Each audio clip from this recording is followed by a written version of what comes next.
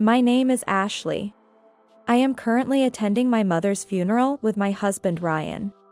When I heard about my mother's passing, I felt incredibly sad. However, something happened that completely overshadowed that sadness.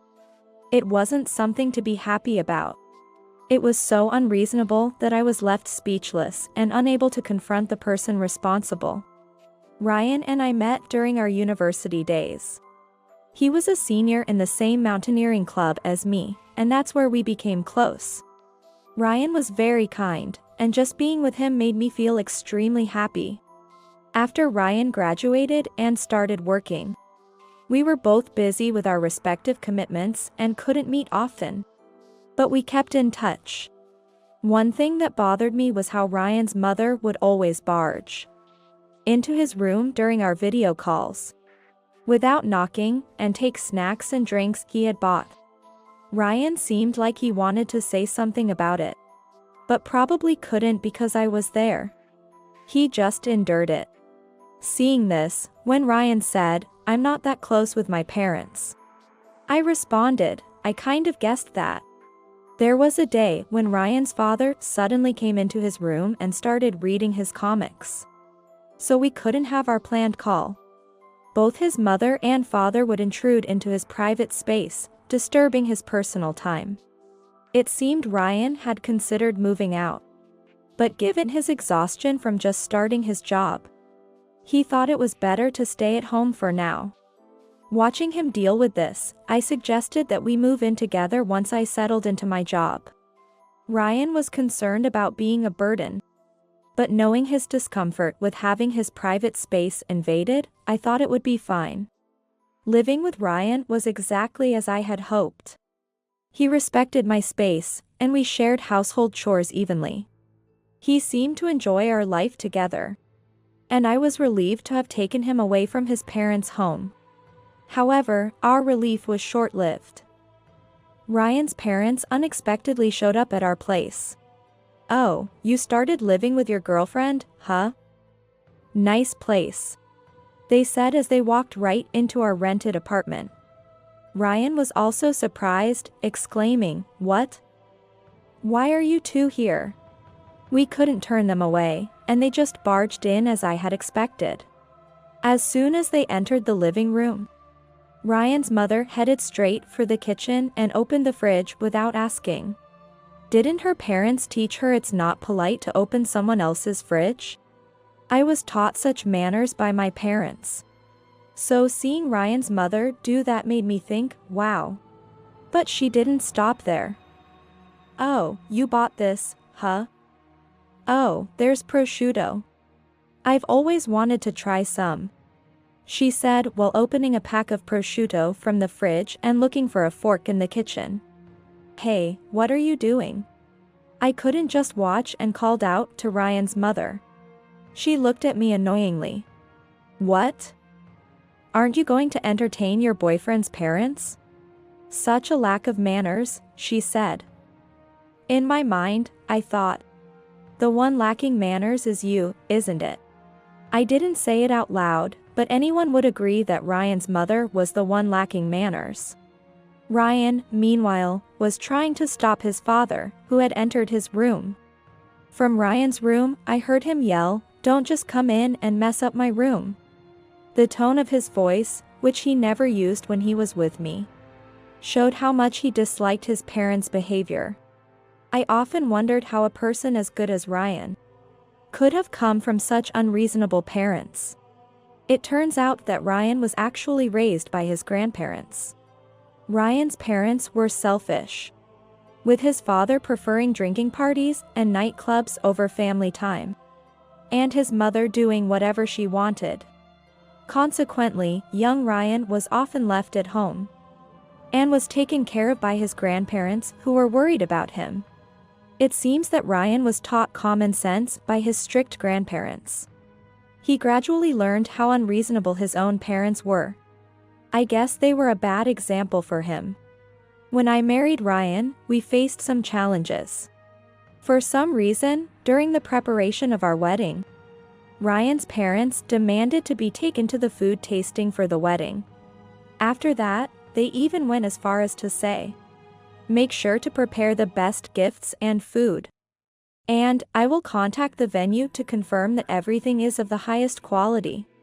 I mentioned these difficult in-laws to our wedding planner. Later, as expected, Ryan's mother contacted the venue demanding details about our wedding plan. She was refused the information as it was confidential, which forced her to back down, but it left me feeling very anxious. I was always troubled by Ryan's parents' behavior. Whenever they did something, Ryan would apologetically say, "Sorry about my parents. We had no intention of moving out of our rented apartment until we built our new house. So our location was known to them." We invited Ryan's parents to the wedding, thinking it was the right thing to do. Ryan's father, who got drunk, had to be escorted outside by the staff. This led to my family having a poor opinion of Ryan's family. Whenever I talked about visiting my in-laws, they would express concern, asking, "Are you sure it's okay?" and "Your in-laws are a bit." Both Ryan and I aimed to quickly save enough for a house and move away without his parents knowing. We worked hard, saved for a house, and were in the process of secretly building it when I received news of my mother's passing. Ryan and I immediately went to my family home. We informed Ryan's parents about my mother's death. Ryan's mother simply replied with a "Oh, I see" on Messenger. Ryan's father gave a similar response. I was deeply disappointed by their reaction. However, during the chaos of the funeral, Ryan's parents arrived late, saying, "Sorry we're late." At that time, while Ryan's mother was talking to my father, Ryan's father approached me. "Hey, Ashley. What's going to happen to your mother's insurance and savings?" "Excuse me?" I was stunned by his words. Initially, I didn't understand what he was asking. I was expecting condolences or something similar, not a question about money. Ryan's father quickly said, "So, your mother has passed away. That means you'll inherit something, right? How much is it? Have you already withdrawn the money from her account? So, you must have the money with you now, right?" I'm asking how much it was. He was pressing with questions, looking desperate. His bag was open, revealing bankbooks and other items. A wife's money is managed by her husband and his parents, right? The same goes for inheritance. So, we have the right to receive the money. Could it be that they came to my mother's funeral just to get money from me? Thinking this, my mind went blank. Can such things really happen? I am feeling utterly downhearted after losing my mother. And to think that at her funeral, I was asked about the money she left behind and was told to hand it over. Hey. What are you talking about? While I was still in shock, Ryan noticed his father demanding to know the amount and grabbed his father's shoulder in anger. Ryan got angry and threw his father out of the funeral venue. Later, I learned that apparently, neither Ryan's father nor mother had brought any condolence money to the funeral. Ryan's mother stayed at the funeral for a while, talking to my father. But perhaps feeling uncomfortable after Ryan's father was thrown out, she left rather quickly. I picked up the bag Ryan's father had dropped when he was thrown out and handed it to Ryan. The funeral then proceeded without further interruption from Ryan's in-laws, and concluded peacefully. After the exhausting funeral was over, Ryan's mother called me. I wondered what it could be about. Knowing her character, she surely wouldn't apologize for the commotion caused by Ryan's father earlier. As I suspected, Ryan's mother didn't apologize. Instead, she said something even more outrageous. "I've got your bank book."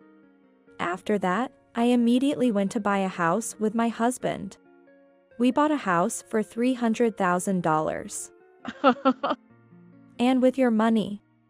It's the daughter-in-law's money, so we have every right to use it, right? Your mother would be pleased to have her money used by her daughter's in-laws. Wouldn't she? I was stunned. Ryan's mother saying she had the bank book meant she must have taken them at the funeral. I didn't bring my bank book to the funeral. If Ryan's mother had taken my bank book, it would mean she entered our house, but that's impossible. As I was puzzled, Ryan's mother added more. I took the bank book from your bag at the funeral. Isn't it nice to have money to spend? Huh? Bag. I exchanged a look with Ryan. The bag at the funeral venue. And the bank book.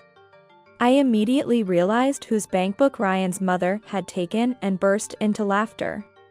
What? Why are you suddenly laughing? Ryan's mother seemed surprised by my sudden laughter. I asked her. Did you check the name on the bank book properly? Huh? The name. It was in a bag near you, so it must be yours, right? Wait, what? Why is it my husband's bank book? The bag at the funeral venue belonged to your husband. I was amazed that she had come this far without even checking the name on the bank book of the house she claimed to have bought. So, have you already bought the house? Well, just now, my husband handed over the bank book, saying we're going to buy a house with this. I showed them my ID when they asked. The real estate agent must have thought they were buying the house with their own money, as they wouldn't expect someone to try to buy a house with someone else's money. They probably just thought, okay, if you say so. When a person presents their own bank book saying they're buying with it. However, Ryan's parents, thinking they were using my money, must have been shocked to find out they were actually using their own. What should we do? $300,000. If it's my husband's money, that's our retirement fund. Apparently, the money Ryan's father used was their retirement fund. To think they used it to buy a house, they really are beyond help. So, you mean to say, Dad bought the house with his own money? In that case, I have nothing to do with it, so I'll be excusing myself. What? Wait, just a. Before Ryan's mother could say anything more, I hung up the phone. Then, I blocked both Ryan's mother's and father's contact information. I've just lost my mother and don't want to think about anything else. I don't want to be bothered by my unreasonable father-in-law and mother-in-law. My family, my father, and Ryan were all worried about me, but by blocking them, I shouldn't get involved with Ryan's parents anymore. 2 weeks later, as I started to feel a bit better, I unblocked Ryan's mother's contact. Immediately, as if she was waiting for it, Ryan's mother called me. Maybe she had been trying to contact me every day despite being blocked. I became scared of Ryan's mother.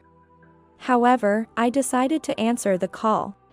When I mentioned that Ryan's mother was calling, Ryan also came over to my side, concerned. After taking a deep breath and calming myself, I answered Ryan's mother's call. Then, Ryan's mother, sounding frantic, said, "Oh, finally you answer. Why didn't you answer before? I need you to pay." Pay, you mean? You mean the $300,000 that Dad and you said you bought? Didn't your husband already pay for that with his own money? Yes, he did. He bought the house without giving me a chance to stop him. So now, we don't have any money. That means, you as the daughter-in-law, have to give us money right away. It's been some time, so you must have received the inheritance by now, right? I sighed. Even if I did inherit something from my mother, why would I give it to you and your husband? Inheritance is not joint marital property. And of course, even if it was Ryan's money, there's no law that says he has to give it to you. Ryan's mother seemed outraged by my explanation and let out a frustrated, "Ugh." I mean, did she really believe that I had an inheritance? And that it could be used solely for their benefit? And as much as $300,000? Did she truly think my mother and I had that kind of money? It's just baffling. Anyway, the money. We've lost our retirement fund. From now on, I expect a monthly allowance. About $2,000 a month will do. Huh? What are you talking about? I'm not sending you any money. You think we're going to support people who try to steal my bank book? Use my money and buy a house? Huh? We have told Ryan's parents many times before. Don't come to our house without contacting us. Don't rummage through our house. Don't take our belongings without permission. Return what you have borrowed without permission. All of these were simple, common requests. But not once did Ryan's mother and father listen to us. It seems that Ryan's parents never listened to any of our requests. So why should we help them now that they are in trouble due to their own reckless actions? You and your husband have never listened to Ryan and me when we asked for anything. So, Ryan and I don't plan to listen to your requests either. Having said that, I hung up the phone. However, a few hours later, Ryan's mother called me again. What the heck? I went to the apartment, and someone else answered the door. I tried to enter, and they threatened to call the police on me. She must have gone to the apartment we used to live in. Actually, just before my mother passed away. Ryan and I had used our savings to build a house and had already moved into it. I heard that new tenants were living in our old house. It's only natural for them to threaten to call the police if a stranger tries to barge in. Well, of course. We don't live there anymore. What, really? Then who should we borrow money from? Why don't you work and earn it yourself? You're not incapable of working, are you? But, that's...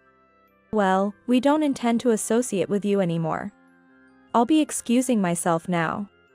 I'm changing my phone tomorrow, so it's no use contacting me. Wait.